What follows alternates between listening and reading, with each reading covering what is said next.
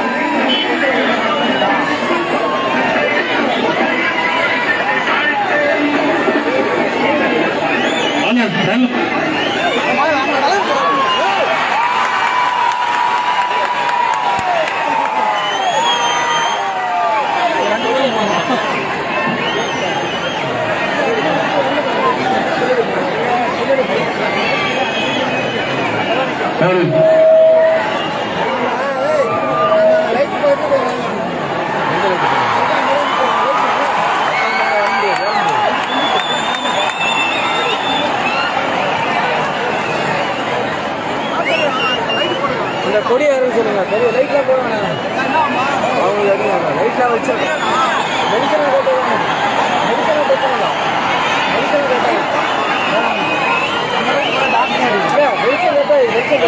பேசுறது கேக்குதா?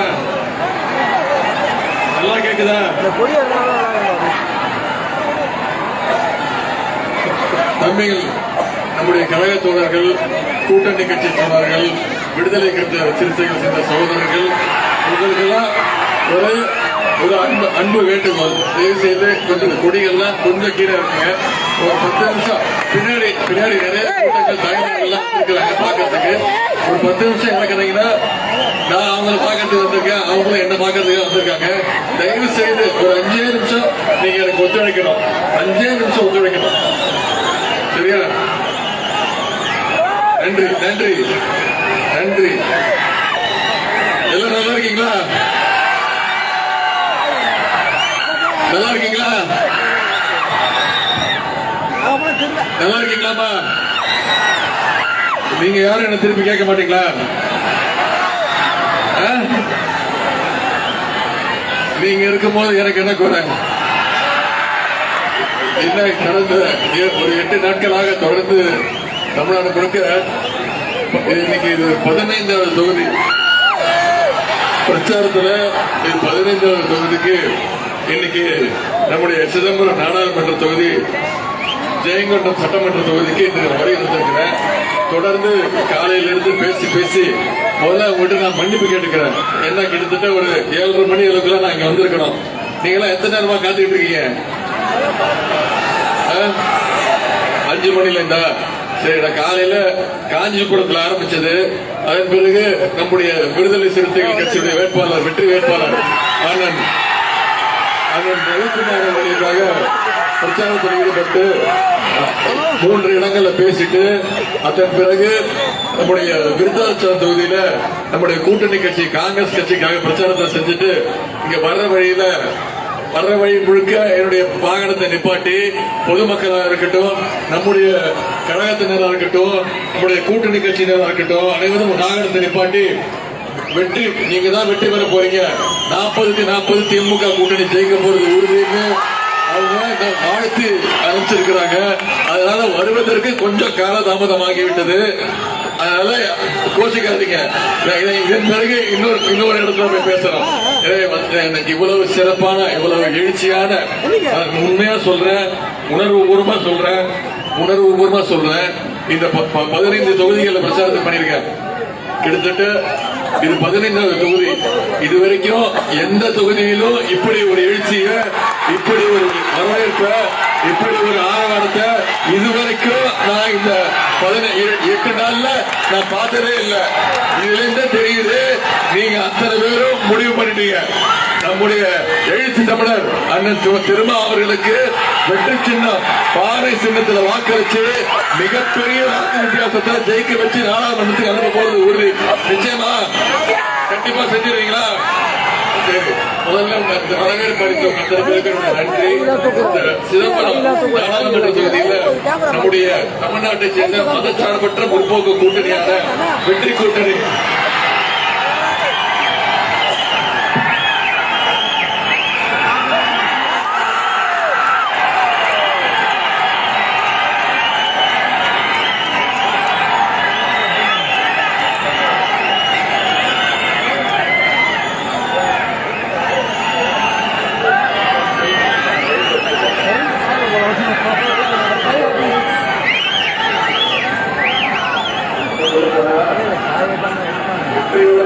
பாதி வெற்றியோட வந்திருக்கேன்.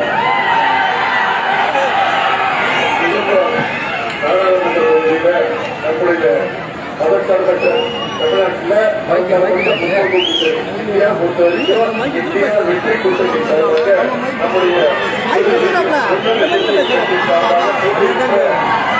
எழுத்தவர் நம்முடைய முத்தமிழ் கலைஞர்களுடைய அன்பு தம்பி நம்முடைய கழக தலைவர் தமிழக முதல்வருடைய தளபதி என்னுடைய அரசியல் வழிகாட்டி அண்ணன்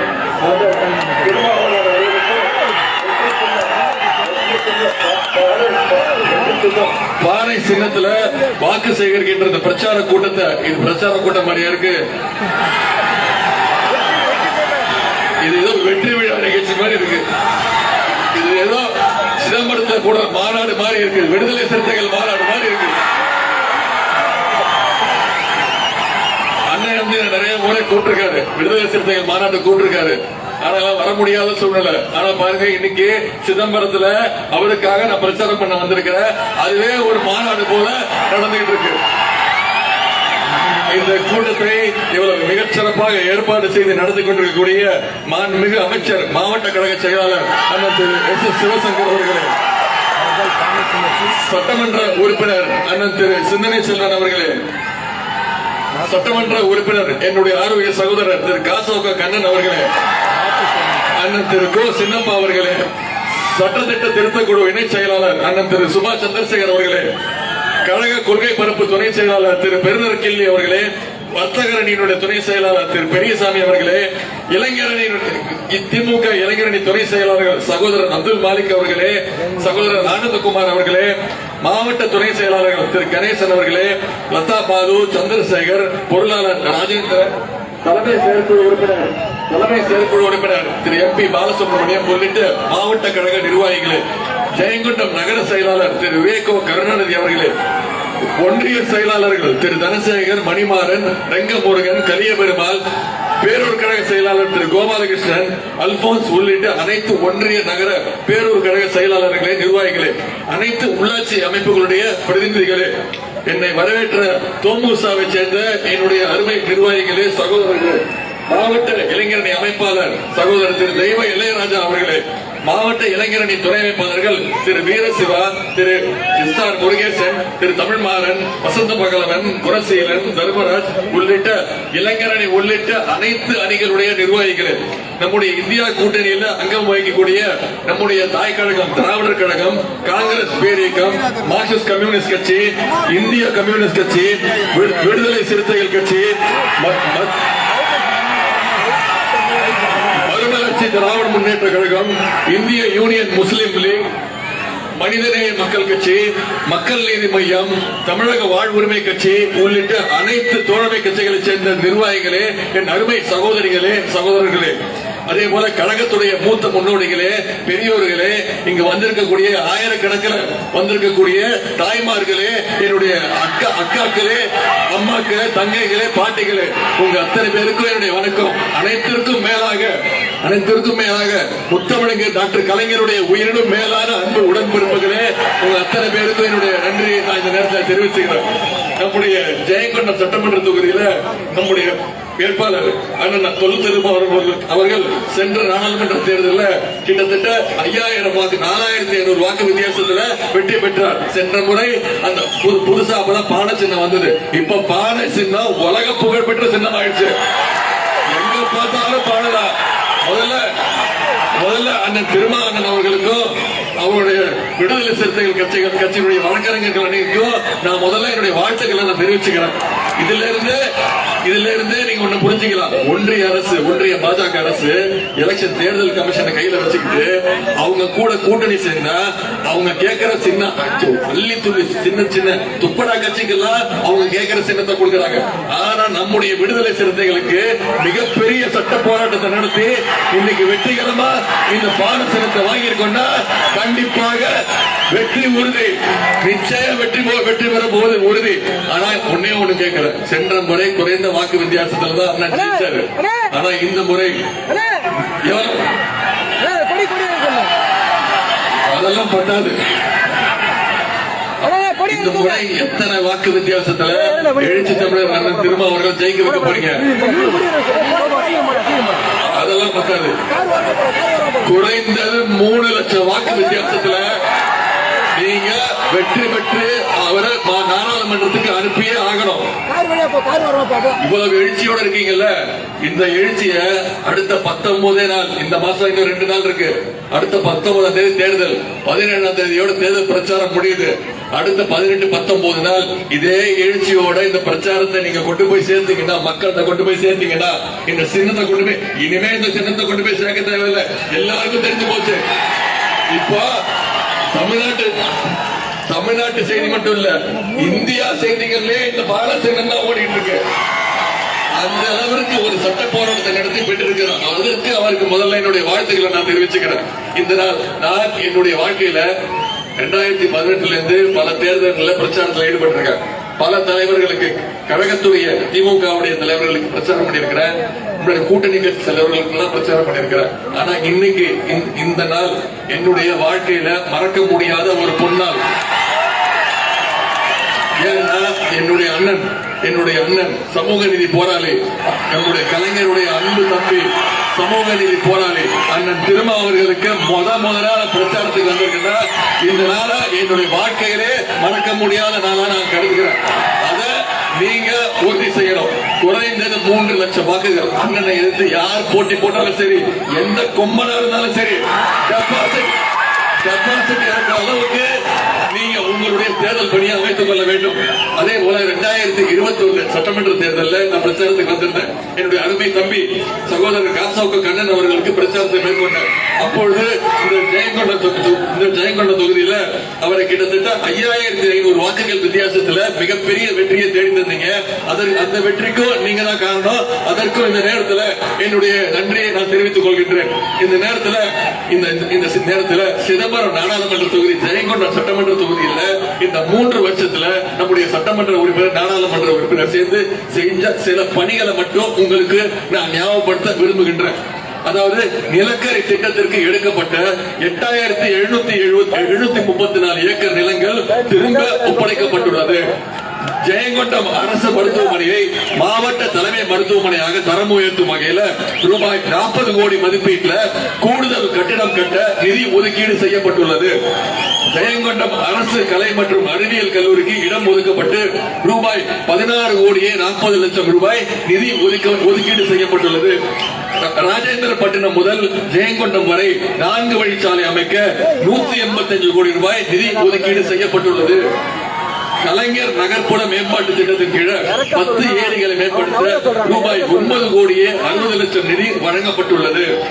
ரூபாய் 2 கோடியே 25 லட்சம் ரூபாய் மதிப்பீட்டில் கூடுதல் பேருந்து நிலையம், இன்னொரு பஸ் ஸ்டாண்ட் வரப்போகுது ஜெயங்கொண்டத்திற்கு.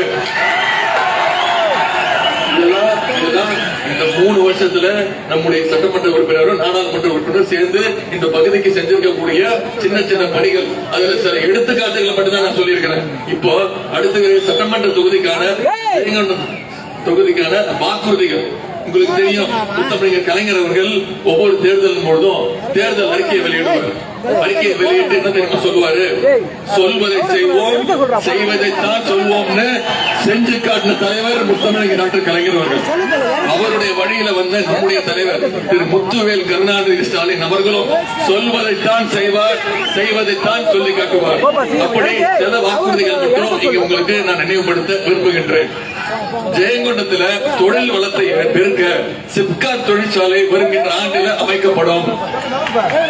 தாப்பனூரில் அரசு தொழிற்பயிற்சி நிலையம் விரைவில் தொடங்கப்படும். ரூபாய் 20 கோடி மதிப்பீட்டில் கருங்கோட்டை சோழபுரத்தில் அருங்காட்சியகம் அமைக்கப்படும்.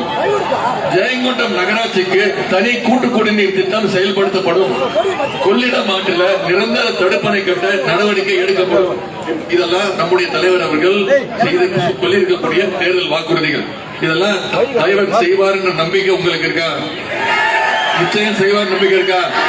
அதற்கு ஒரு சிறந்த எடுத்துக்காட்டு மட்டும் நான் சொல்றேன். சென்ற 2021 சட்டமன்ற தேர்தலில் நம்முடைய தலைவர் அவர்களை ஒட்டுமொத்த தமிழ்நாட்டு மக்களும் ஜெயிக்க வச்சு முதலமைச்சராக்கி அழகு பார்த்தாங்க. நம்ம தலைவர் யாருடைய காலையும் விழுந்து முதலமைச்சர் ஆகல, தவழ்ந்து போய் யாருடைய காலையும் பிடிச்சு முதலமைச்சராக தமிழ்நாட்டு மக்கள் நீங்கள் தேர்ந்தெடுத்து அவர் முதலமைச்சராக்குறீங்க. கரெக்டா? அப்போ என்ன நிலைமை? தமிழ்நாட்டோட நிலைமை என்ன? இந்தியாவோட நிலைமை என்ன? மிகப்பெரிய கோவிட் 2வது அலை, கோவிட் பெருந்தொற்று 2வது அலை, மிகப்பெரிய மோசமான ஒரு சூழ்நிலை இருந்தது. அப்போ ஒன்றிய பிரதமர் திரு நரேந்திர மோடி அவர்கள் உங்களை எல்லாம் வந்ததா பார்த்தாரா? 10 நாளைக்கு ஒரு வாட்டி டிவியில மட்டும் வந்து பேசுவார். கரெக்டா? நம்மள என்ன செய்ய சொன்னாரு? எல்லாரும் வீட்டுல போய் ஒளிஞ்சுக்கோங்க, வீட்டுல போய் தாப்பா போட்டுக்கோங்க, வீட்டை விட்டு வெளில வராதீங்க, எந்த கடையும் திறக்காதீங்க, எந்த வேலையும் செய்யாதீங்க சொன்னாரா இல்லையா? ஆனா ஒன்னே ஒண்ணு மட்டும் சொன்னாரு. என்ன சொன்னாரு? எல்லாரும் திருட்டுத்தனமா வெளில வாங்க, விளக்கு பிடிங்க, யாருக்கும் தெரியாம விளக்கு பிடிங்க, அதே மாதிரி கையில ஒரு தட்டு வச்சுக்கோங்க, கையில தட்டு வச்சு ஒலி எழுப்புங்க, ஒலி எழுப்புனீங்கன்னா கொரோனா வைரஸ் பயந்து ஓடி போயிடும் சொன்னாரா இல்லையா? உண்மையை சொல்லுங்க. இதுல எத்தனை பேர் பண்ணீங்க? எத்தனை பேர் பண்ணீங்க? தாய்மார்கள் சொல்லுங்க, எத்தனை பேர் பண்ணீங்க? சும்மா சொல்லுங்க. பயத்திலேயாவது பண்ணிருப்பீங்க. கரெக்டா? அந்த அம்மா ஒத்துக்கிட்டாங்க. இப்போ இதுதான் நரேந்திர மோடி அவர்கள் கோவிட மேற்கொண்ட விதம், எதிர்கொண்ட விதம். ஆனா நம்முடைய தலைவர் என்ன பண்ணாரு? அப்போ அந்த சூழ்நிலையில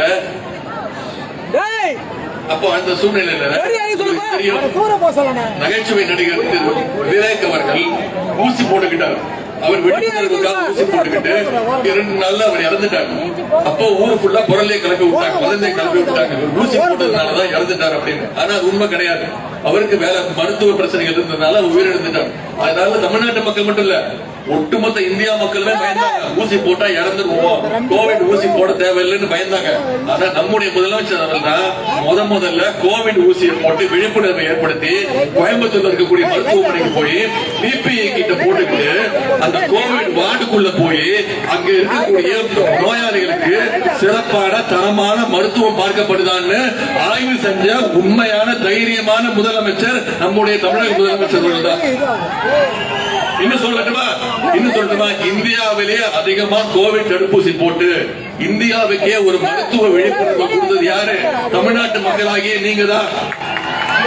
இந்தியாவுக்கு எடுத்துக்காட்டாக இருந்தது தமிழ்நாட்டு மக்கள் தான். எப்படி 2021 தேர்தல்ல இந்தியா முழுக்க அவங்க ஜெயிச்சாங்க. ஆனா தமிழ்நாட்டுல அப்பவும் அந்த விழிப்புணர்வு தமிழ்நாட்டு மக்கள் மட்டும் தான் இருந்துச்சு. அதே மாதிரி கோவிட் நேரத்திலையும் அந்த விழிப்புணர்வு ஏற்படுத்தினது தமிழ்நாட்டு மக்கள் தான். நீங்க தான் அந்த பெருமைக்கு காரணம். அப்படியே நம்ம ஆட்சி அமைச்சிட்டோம்.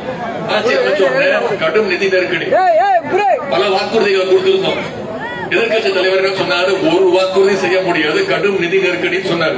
ஆனா தலைவர் அவர்கள் ஆட்சி பொறுப்பேற்று முதல் 5 கையெழுத்து தாய்மார்கள் இங்க வந்திருக்கீங்க, உங்களுக்கு தெரியும். முதல் கையெழுத்து மகளிருக்கு கட்டணமில்லா பேருந்து வசதி திட்டத்தை அறிமுகப்படுத்தினாரா இல்லையா? இப்போ எங்க போனாலும் தாய்மார்கள் நீங்க உபயோகப்படுத்துறீங்களா இல்லையா? இப்போ எங்க போனாலும் எங்க பார்த்தாலும் பிங்க் பஸ் தான். அந்த பிங்க் பஸ் ஓனர் நீங்க தான். எங்க வேணா ஏறிக்கலாம், எங்க வேணா இறங்கிக்கலாம். இப்போ அந்த பஸ் யாரும் பிங்க் பஸ் கூப்பிடுறது இல்ல, செல்லமா என்ன சொல்றாங்க, முதல்வர் பேரை சொல்லி ஸ்டாலின் பஸ் அப்படின்னு தான் கூப்பிடுறாங்க. அதுதான் அந்த திட்டத்துடைய வெற்றி. இது நாம தேர்தல் அறிக்கையில சொன்ன திட்டம். அடுத்தது தேர்தல் அறிக்கையில சொல்லாத ஒரு திட்டத்தை நம்ம தலைவர் செஞ்சாருமா. இங்க ஆயிரக்கணக்கில் மகளிர் வந்திருக்கீங்க. நான் உங்களை பார்த்து கேட்கிறேன், ஒரு 150 வருஷத்துக்கு முன்னாடி மகளிர் வீட்டை விட்டு வெளில வர முடியாதுமா. இவ்வளவு ஆண்கள் வந்திருக்காங்க, ஆண்களுக்கு சரிசமமா பெண்கள் வந்திருக்கீங்கல்ல. ஒரு 150 வருஷத்துக்கு முன்னாடி பெண்கள் வீட்டை விட்டு வெளில வர முடியாது. பெண்களுக்கு படிப்பதற்கு உரிமை கிடையாது. இன்னும் சொல்ல போனா பெண்கள் மேலாடை உடுத்துவதற்கு உரிமை கிடையாது. இதெல்லாம் உடைக்கணும்னா பெண்கள் விடுதலைக்காக தன் உயிர் மூச்சு இருக்கிற வரைக்கும் போராடியவர் தான் தந்தை பெரியார் அவர்கள். பெண்களுடைய வளர்ச்சிக்காக பல திட்டங்களை கொண்டு வந்தவர் தான் பேரறிஞர் அண்ணா அவர்கள். பெண்களுக்கு சொத்துல சம உரிமை கொடுத்ததுதான் டாக்டர் கலைஞர் அவர்கள். அவர் வழியில வந்த நம்ம தலைவர் என்ன பண்ணாரு, பெண்கள் படிக்கணும், பெண்கள் பள்ளிக்கூடம் வரைக்கும் படிச்சா பத்தாது, பெண்கள் மேற்கல்வி படிக்கணும், காலேஜ் படிக்கணும் அப்படின்னாரு. காலேஜ் படிச்சா மட்டும் பத்தாது, பெண்கள் வேலைக்கு போகணும், அவங்க சொந்த காலில் நிக்கணும்னு புதுமை பெண் திட்டம் அப்படின்னு ஒரு திட்டத்தை கொண்டு வந்தாருமா. அதாவது 1ஆம் வகுப்புல இருந்து 12ஆம் வகுப்பு வரைக்கும் அரசு பள்ளியில படிச்சா அவங்க எந்த கல்லூரியில போய் சேர்ந்தாலும், பிரைவேட் காலேஜ் இருந்தாலும் சரி, அரசு கல்லூரி இருந்தாலும் சரி, அவங்களுக்கு மாசம் மாசம் கல்வி ஊக்கத்தொகையாக மாதம் 1000 ரூபாய் அவங்களுடைய வங்கி கணக்குல வைப்பு வைக்கப்படுகிறது. இதுவரைக்கும் அந்த திட்டத்தின் மூலம் 3 லட்சம் மாணவிகள் பயன்பெற்று இருக்கிறாங்க. இப்ப அந்த திட்டத்தை ஆண்களுக்கும் நம்முடைய தலைவர் அவர்கள் விரிவுபடுத்தி இருக்கிறாங்க. தமிழ் புதல்வன் அப்படின்னு திட்டம், மாசம் 1000 ரூபாய். அரசு பள்ளியில படிச்சு காலேஜ் படிக்க போனா அவங்களுக்கு ஆண்களுக்கும் மாணவர்களுக்கும் கல்வி ஊக்கத்தொகையாக மாசம் 1000 ரூபாய் கொடுக்கிறாங்க. அடுத்து இன்னொரு திட்டம், இது மிக மிக முக்கியமான திட்டம். இந்த திட்டத்தை கொஞ்சம் நீங்க கவனிங்க. நாம விடிய காலையில சீக்கிரம் எந்திரிச்சு வேலைக்கு போற பெற்றோர்கள் இருக்காங்க. அவங்க காலையில டிஃபன் சமைச்சு குழந்தைங்களுக்கு சாப்பாடு ஊட்டுறதுக்கு நேரம் இருக்காது. ஸ்கூலுக்கு பள்ளிக்கூடத்துக்கு அனுப்பிச்சு விட்டுருவாங்க, பள்ளிக்கூடத்துல பாத்துப்பாங்க அப்படின்னு. ஆனா இவங்க வேலைக்கு போயிட்டு என்ன நினைச்சிட்டு இருப்பாங்க, அதே நினைப்பா இருப்பாங்க. குழந்தைய வெறும் வயிற்றுல அனுப்பிச்சு வச்சோமே, அவன் போய் தூங்கிட்டானா, மயக்கத்துல இருக்கானா, பள்ளிக்கூடத்துக்கு போனானா, கிளாஸ் ரூமுக்கு போனானா, படிச்சானா அப்படின்னு அந்த கவலையிலே இருப்பாங்க. இந்த கவலையை போக்குறதுக்காக தான் நம்முடைய தலைவர் அவர்கள் ஒரு திட்டத்தை கொடுத்துருவாங்க.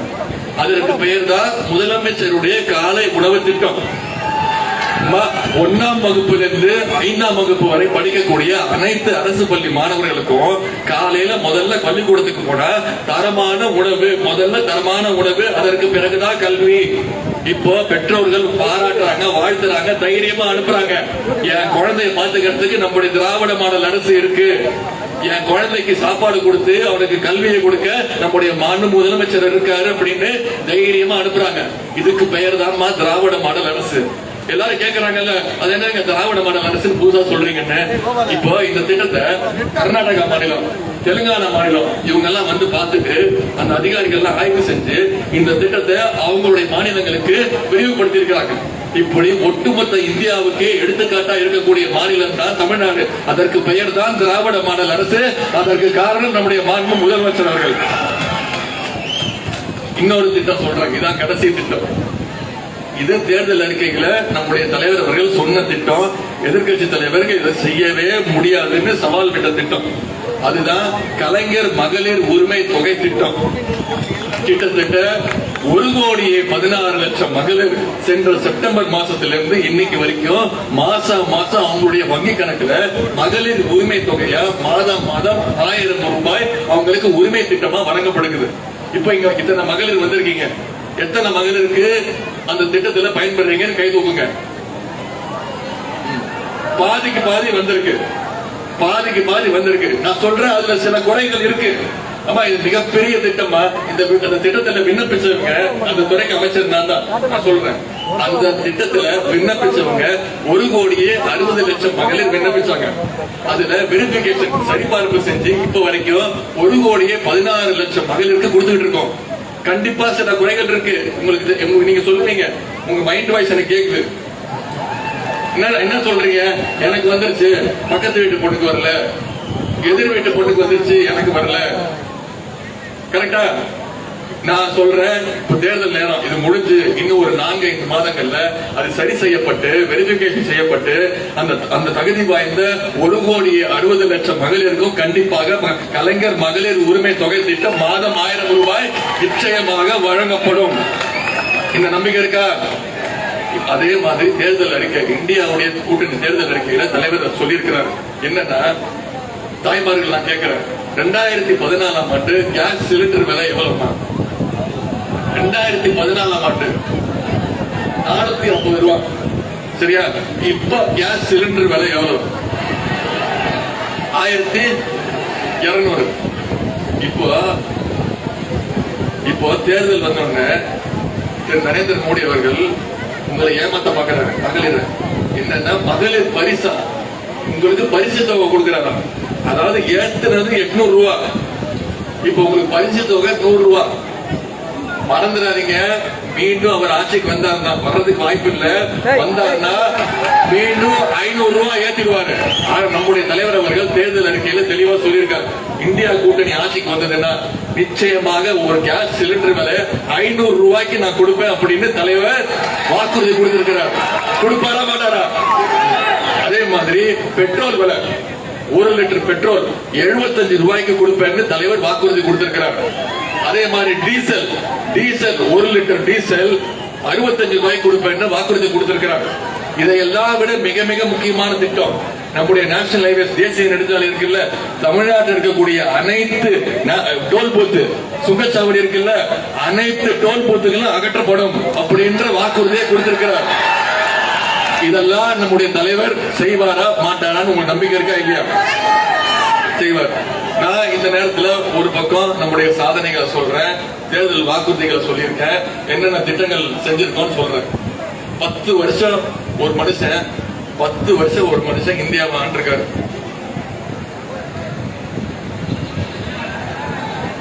10 வருஷம் ஒருத்தர் இந்தியாவை ஆண்டாரு. எப்பயாவது தமிழ்நாட்டுக்கு வந்து பார்த்திருக்காரா? என்னைக்காவது வந்தாரா? இப்ப 10 நாளா வந்து சுத்திட்டு இருக்காரு. ஏன்? தேர்தல் பயம்.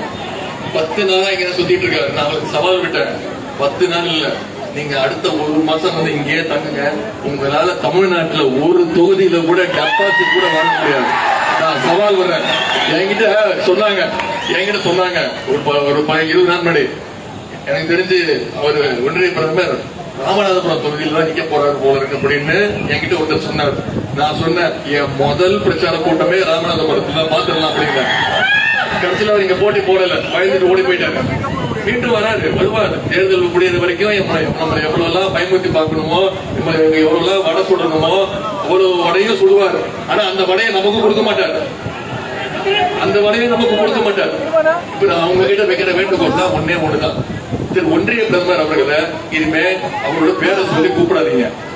அவருக்கு நாம ஒரு செல்ல பேர் வச்சிருக்கோம். சரியா?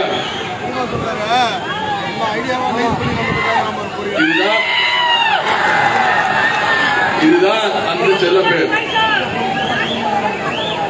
தெரியுதமா? என்னமா அது? 29 பைசா. இனிமே அவர் பேரு மிஸ்டர் 29 பைசா. சொல்லுங்க. அதுக்கு ஏன்னு நான் ஒரு காரணம் சொல்றேன். இனிமே ஒன்றிய பிரதமரோட பேரு மிஸ்டர் 29 பைசா. அதுக்கு ஏன் நான் காரணம் சொல்றேன். நாம தமிழ்நாட்டில இருந்து ஒவ்வொருத்தரும் ஜிஎஸ்டி வரி கட்டுறோம். 1 ரூபா கட்டுறோம், பல ரூபாய் கட்டுறோம். நம்ம 1 ரூபா கட்டினா நமக்கு திருப்பி அவர் எவ்வளவு தெரியுமா தராரு? வெறும் 29 பைசா. மற்ற மாநிலங்களுக்கு எல்லாம் அள்ளி கொடுக்கிறாரு. ஆனா தமிழ்நாட்டுக்கு மட்டும் கிள்ளி கூட கொடுக்க மாட்டேங்கிறாரு. 2016ஆம் ஆண்டு உங்களுக்கு ஞாபகம் இருக்கும், திடீர்னு ஒரு நாள் நடுராத்திரி எந்திரிச்சு என்ன பண்ணணும்னு தெரியாம 500 ரூபாய் நோட்டு 1000 ரூபாய் நோட்டு செல்லாதுன்னாரு. ஞாபகம் இருக்கா? ஆயிரக்கணக்கான பேர், லட்சக்கணக்கான பேர் ஏடிஎம் வாசல் நின்று உயிரிழந்தாங்க. கருப்பு பணத்தை ஒழிக்க போறேன்னாரு. புதிய இந்தியா பிறக்க போகுதுன்னாரு. யாராவது பாத்தீங்களா? புதுசா பிறந்த புதிய இந்தியா எங்கேயா பாத்தீங்களா? சமீபத்தில் உங்களுக்கு தெரியும், டிசம்பர் மாசம் சென்னை, திருவள்ளூர், காஞ்சிபுரம், செங்கல்பட்டு, அதே மாதிரி தென் தமிழகத்துல தூத்துக்குடி, திருநெல்வேலி மாவட்டத்துல மிகப்பெரிய மழை பெய்தது. மிக்ஜாம் புயல் ஞாபகம் இருக்கா? நான் 10 நாள் தூத்துக்குடி திருநெல்வேலியில போய் தங்கியிருந்தேன். முதலமைச்சர் களத்தில் நின்றாரு. அனைத்து சட்டமன்ற உறுப்பினர்கள், அனைத்து அமைச்சர்களும் களத்தில் நின்று மக்கள் பணியாற்றினோம். நம்முடைய கூட்டணி கட்சி தலைவர்கள், கூட்டணி கட்சி தொண்டர்கள் அனைவரும் மக்கள் பணியாற்றினோம். திரு மோடி வந்து பார்த்தாரா? நம்முடைய தலைவர் அவர்கள் ஆனா பாதிக்கப்பட்ட ஒவ்வொரு குடும்பத்திற்கும் 6000 ரூபாய் கொடுத்தாரு.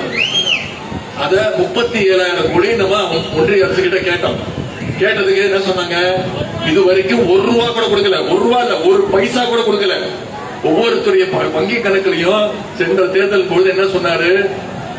கருப்பு பணத்தை எல்லாம் ஒழிச்சு, கருப்பு பணத்தை எல்லாம் மீட்டு ஒவ்வொருத்தருடைய பேங்க் அக்கவுண்ட்லயும் 15 லட்சம் ரூபாய் போடுறேன்னாரு. 15 காசாவது போட்டாரா? 34,000 கோடி கேட்டோமா? இது வரைக்கும் 1 பைசா கூட கொடுக்கல. இப்படி நம்முடைய கல்வி உரிமை, மொழி உரிமை, கல்வி உரிமை மிகச்சிறந்த உதாரணம் நீட் தேர்வு. 2010 நீட் தேர்வு இந்தியாக்குள்ள வந்துச்சுமா, அறிமுகப்படுத்திட்டாங்க. ஆனா கலைஞர் அவர்கள் இப்ப காங்கிரஸ் ஆட்சி தான், நம்ம கூட்டணியில இருந்தோம், இந்தியா முழுக்க கொண்டு வந்துட்டாங்க. ஆனா கலைஞர் தமிழ்நாட்டுக்கு நீட் தேர்வு வேறன்னாரு.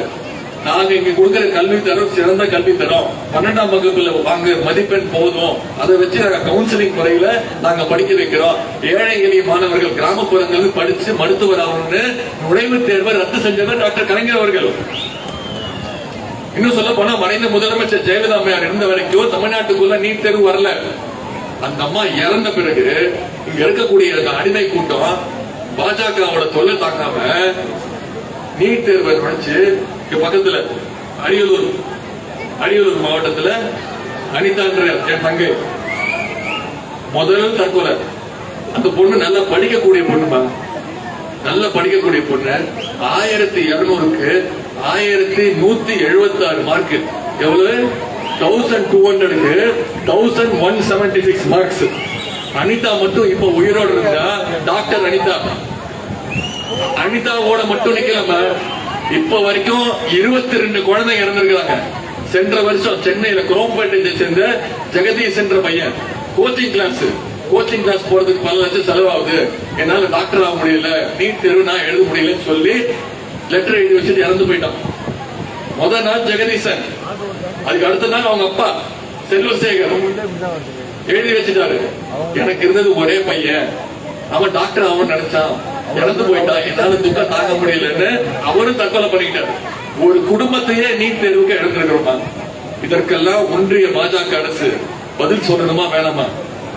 இதற்கெல்லாம் கூட நின்ற 10 வருஷம் கூட்டணியை நின்று பேர்ல கூட நின்று நம்ம தமிழ்நாட்டு உரிமைகள் எல்லாம் பறி கொடுத்த அதிமுகவுக்கும் பாஜகவுக்கும் பதில் சொல்ல வேண்டுமா வேணாமா? அந்த பதில் சொல்ல வேண்டிய நேரம் தான் ஏப்ரல் 19ஆம் தேதி. செஞ்சிருவீங்களா? ஜூன் 3ஆம் தேதி யாரோட பிறந்த நாள்? டாக்டர் கலைஞருடைய 101வது பிறந்த நாள். சென்ற 2021 தேர்தலில் தமிழ்நாடு புதுச்சேரி 40 தொகுதிகளில் 39 தொகுதி ஜெயிச்சோம். நம்முடைய கூட்டணி 39 தொகுதி ஜெயிச்சோம். இந்த முறை 40க்கு 40 தொகுதி ஜெயிச்சு நம்முடைய முத்தமிழர் டாக்டர் கலைஞருக்கு இதை விட சிறப்பான பரிசு இந்த 40க்கு 40 தொகுதி ஜெயிச்சு டாக்டர் கலைஞருடைய காலடியில் வைக்கிறது தான் நம்ம அவருக்கு கொடுக்கக்கூடிய உண்மையான பிறந்த நாள் பரிசு. 2021 தேர்தலில் அடிமைகளை விரட்டி தமிழ்நாட்டுக்கு விடியலாட்சியை தந்தார் நம்முடைய தலைவர் அவர்கள். இப்போ 2024 தேர்தலில் அடிமைகளுடைய ஓனர்ஸ், அடிமைகளுடைய எஜமானர்களையும் துரத்தி அடிச்சு ஒட்டுமொத்த இந்தியாவுக்குமே விடியலாட்சியை தரப்போறது நம்முடைய தமிழ்நாட்டு மக்கள் தான். நீங்க யாரை முடிவு பண்றீங்களோ, நம்முடைய தலைவர் யாரை முடிவு செய்யறாரோ அவர் தான் அடுத்த ஒன்றிய பிரதமர். அப்படி இந்த நிலைமையை உருவாக்கணும்னா நீங்க அத்தனை பேரும் அடுத்த 19 நாள் தேர்தல் பிரச்சாரத்தில் ஈடுபட்டு நீங்க பொறுப்பெடுத்துக்கிட்டு, இந்த ஒரு வாக்குக்கு நான் பொறுப்பு, இந்த வீட்டுக்கு நான் பொறுப்பு, நான் என்னோட பொறுப்பு, நான் இவரை வாக்கு செலவழி கொண்டு வந்து பான சின்னத்துல அந்த திருமாவர்களுக்கு வாக்களிக்க வைக்க போறேன்ற அந்த பொறுப்பை நீங்க எடுத்துக்கணும். செய்வீங்களா? நிச்சயம் பண்ணுவீங்களா?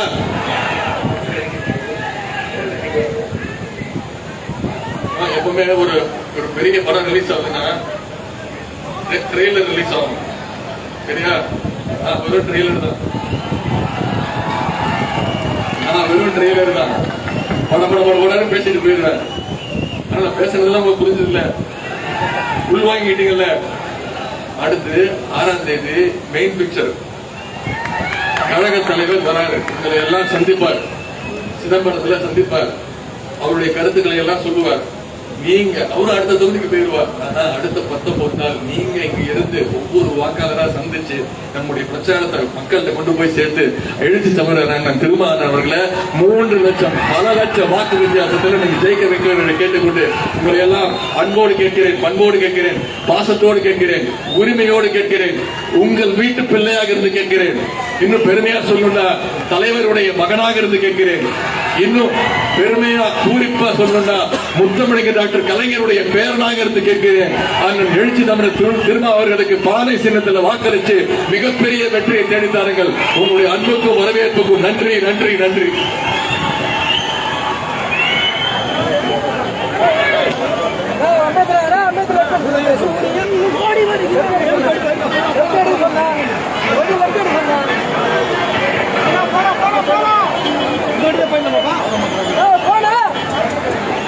எடுத்து பற்றி கான்வென்ட் சொல்லு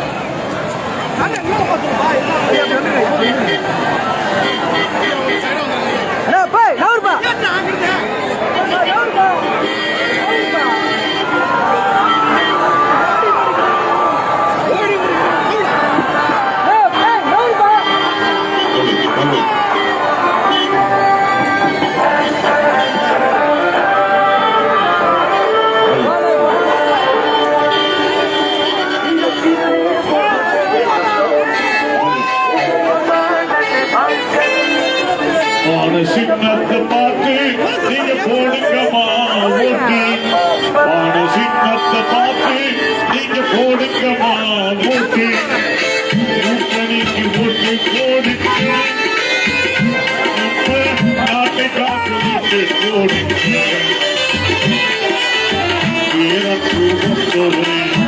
இடியோரை காட்டோரே,